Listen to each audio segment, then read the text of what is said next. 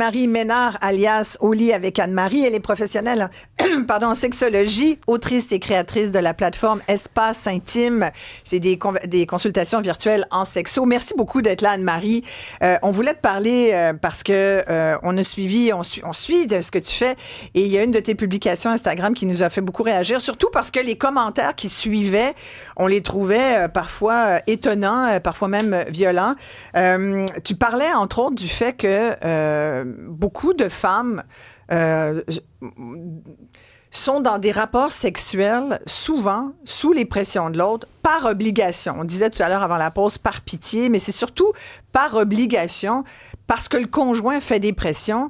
Et il y en a encore qui considèrent que, comme à l'époque, on parlait de devoir conjugal, il y en a encore qui pensent que tu es quasiment obligé de satisfaire l'autre, même si toi, ça te tente pas, là. On est encore malheureusement à l'époque où on pense que le devoir conjugal fait partie de nos mœurs, mais il faut arriver en 2026, je pense, puis ça m'a vraiment perturbée de voir les commentaires sous ma publication. Puis pour mettre en contexte, je parle beaucoup de désir sexuel dernièrement parce que c'est vraiment une question qui revient régulièrement. Ça peut créer de la détresse chez beaucoup de personnes qui vivent un écart dans leur relation avec leur partenaire. Puis j'ai des femmes, parce que j'ai une communauté qui est spécifiquement nichée là, pour le désir sexuel. Là, c'est une communauté privée. Et il y a beaucoup de femmes qui m'écrivent pour me dire qu'elles se sentent harcelées par leur conjoint, qu'elles se sentent coupables. Et je pense que c'est important de définir ce qu'est la coercition sexuelle parce que beaucoup d'entre elles savaient même pas que ça avait un nom. Donc, si je peux me permettre, clairement, c'est quoi exactement? Oui. Ben, c'est ça. C'est toute forme de pression qui enlève à l'autre sa liberté de consentir pleinement. Donc, ça peut être insister après un non, de dire « Ah, ça, ouais, let's go, s'il te plaît, ça me tente, OK, faisons-le ».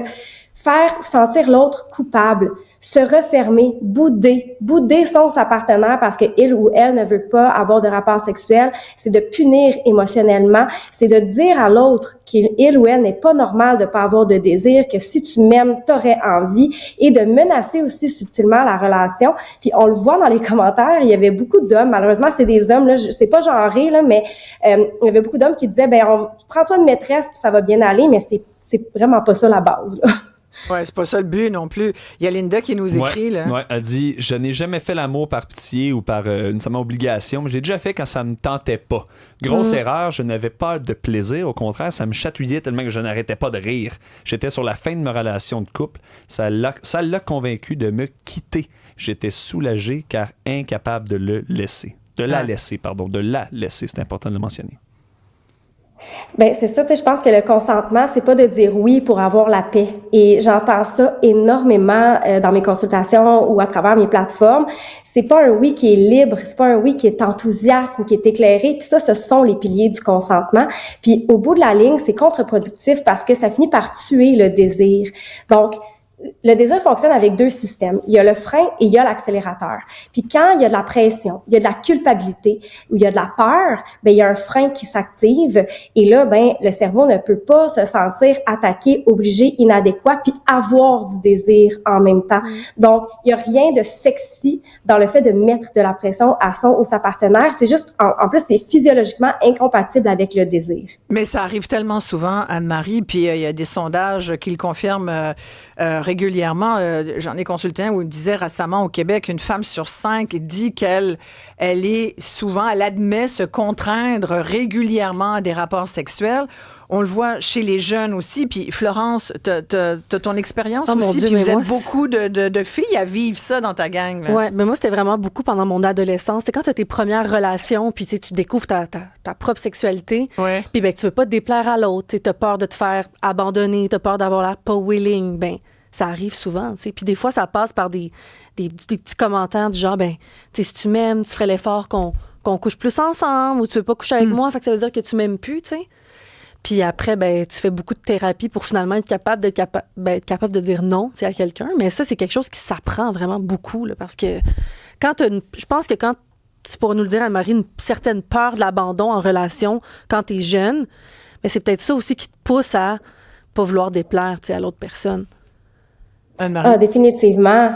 Ben oui, définitivement. Puis, tu sais, il y a toute une manipulation derrière ça. Puis, je pense que ce qu'on comprend pas, c'est que pour qu'il y ait du désir dans une relation à long terme, il faut qu'il y ait une connexion émotionnelle. Puis, dans cette connexion émotionnelle-là, qu'est-ce que ça veut dire? Ben, c'est de la sécurité, c'est de la considération, c'est se sentir vu et entendu. Puis, quand on dit non parce que ça nous tente pas pour plein de raisons différentes qui sont toutes aussi valables les unes que les autres, ben si c'est pas respecté, on ne se sent pas en sécurité. Puis le désir pour être capable d'émerger, faut qu'il y ait un sentiment de sécurité.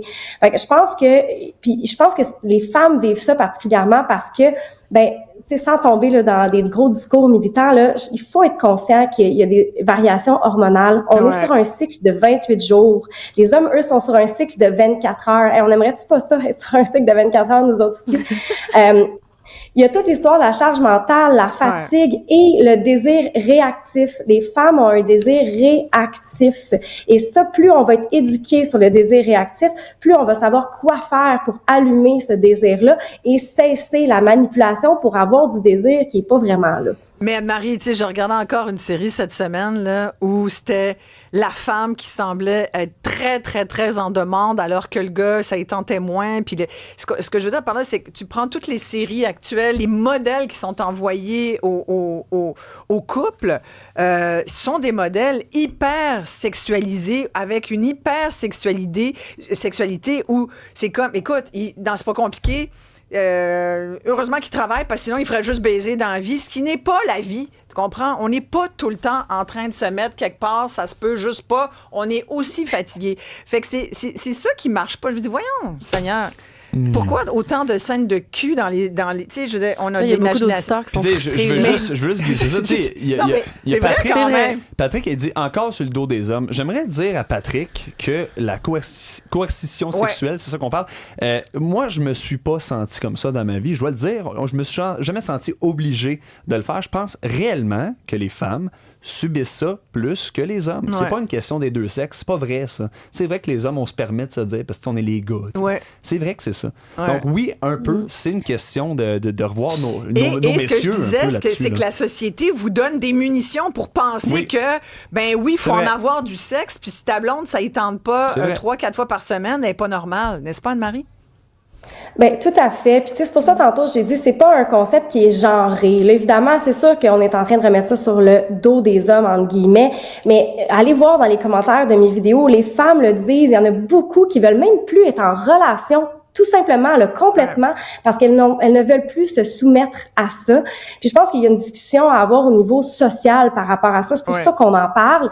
Puis le but, c'est pas de pointer du doigt une personne plus qu'une autre. Puis je pense que on a beaucoup, tu sais, je pense que tu le dis bien, Isabelle, on a sexualisé les femmes énormément. Puis c'est pas vrai qu'on a toujours envie. Puis on a normalisé aussi le fait que les hommes ont toujours envie. Puis il y a des hommes en ce moment les gars aussi, ça leur tente pas forcément tout le temps. On le voit plus maintenant, d'ailleurs, Oui, puis dans mes vidéos, on le voit, il y a des hommes qui disent « Hey, le contraire est aussi vrai ». Puis oui, il y a des hommes qui vivent la coercition sexuelle. Je pense qu'on est en train de généraliser en ce moment, mais le message dans tout ça, c'est de faire attention à comment vous allez chercher vos rapports sexuels avec vos partenaires, puis de vous tourner vers eux. S'il y a un manque de désir dans la relation, essayez de vous attarder à pourquoi.